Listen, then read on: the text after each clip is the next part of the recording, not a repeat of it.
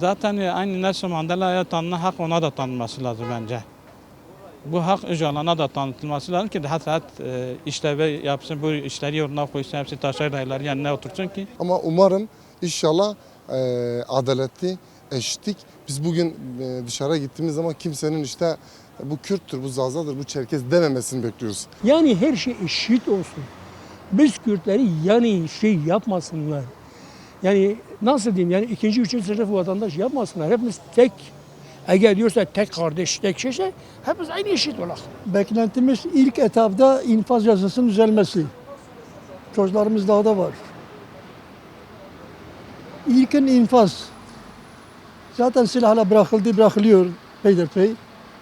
Burada bir an önce adaletin bir düzenlemesi yapması lazım infazla ilgili. Yani barış olsun, kardeşlik olsun, özgürlük olsun.